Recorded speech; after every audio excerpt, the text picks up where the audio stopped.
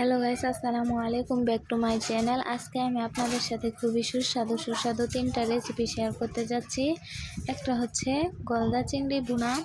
এই যে প্রথমে সাদা তেল দিয়ে চিংড়ি মাছগুলো খুব সুন্দর করে মশলা মাখিয়ে ভেজে নিয়েছি। তারপর এখানে হালকা পেঁয়াজ কুচি দিয়ে দিয়েছি। তারপর এখানে টমেটো কুচি, মরিচ বাটা, টমেটো কুচি আর মরিচ বাটা দিয়ে একটু রেখে দিয়েছি, মানে সিদ্ধ করে নিয়েছি। তারপর আদা রসুন বাটা, ধনিয়া গুঁড়ো, লবণ, জিরে গুঁড়ো, মরিচের গুঁড়ো, হলুদের গুঁড়ো, এই সব কিছু দিয়ে একটু পানি দিয়ে ভালোভাবে নেড়ে চেড়ে নেব।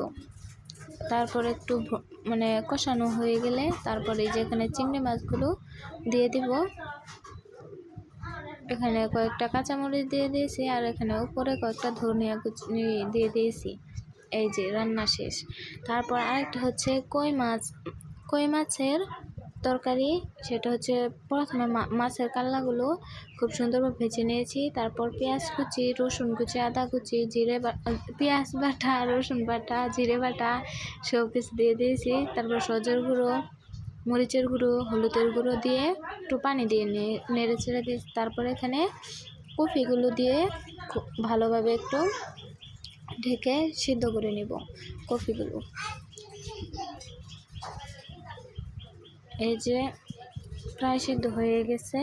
এখন এখানে মাছগুলো দিয়ে দিব। তারপর কয়েকটা টমেটো কুচি দিয়ে দিব, তারপর আর একটু পানি দিয়ে এখন ভালোভাবে সিদ্ধ করে নিলেই রান্নাটা হয়ে যাবে। এই যে এখানে আবার কয়েকটা মরিচ কুচি, তারপর ধনিয়া, এসব কিছু দিয়ে দিয়েছি। যে এখন রান্নাটা হয়ে গেছে। তারপর এখানে হচ্ছে গুঁড়ো মাছ দিয়ে টমেটো দিয়ে রেসিপি। যেখানে মরিচ, হলুদ, লবণ, ধনিয়া পাতা, তারপর হচ্ছে টমেটো, মানে সব কিছুর মধ্যে আজকের রেসিপি সব কিছুর মধ্যে টমেটো আছে। তারপর এখানে রসুন, দুটো শুকনো মরিচ, দুটো কাঁচামরিচ, তারপর আদা বাটা, সরিষা, এই সব কিছু ব্লেন্ড করে একসাথে মিক্সার করে নেব। আর এখানে একটু সামান্য পরিমাণ সরিষার তেল। আশা করছি আপনাদের কাছে এই রান্নাটা অনেক বেশি ভালো লাগবে। এখানে সব মাছগুলো মাখিয়ে একসাথে একটা কড়াই বসিয়ে নিয়েছি। এখানে একটু সরিষার তেল দিয়ে দিয়েছি। এখানে একটা মরিচ ভেঙে দিয়ে দিয়েছি গ্রানটা আসার জন্যে। তারপরে যে এখানে মাছগুলো দিয়ে দিব, সবগুলো দিয়ে দেওয়ার পর ঢাকনা দিয়ে কিছুক্ষণের জন্য ঢেকে রাখবো। এই যে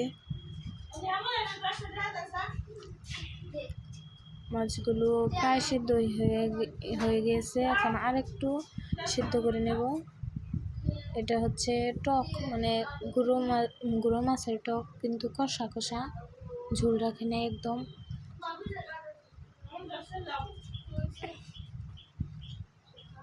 এই যে এখানে সার্ভ করে নেব। আপনারা দেখতেই পাচ্ছেন অনেক মজাদার হয়েছে। আপনারা চ্যানেলটাকে সাবস্ক্রাইব করে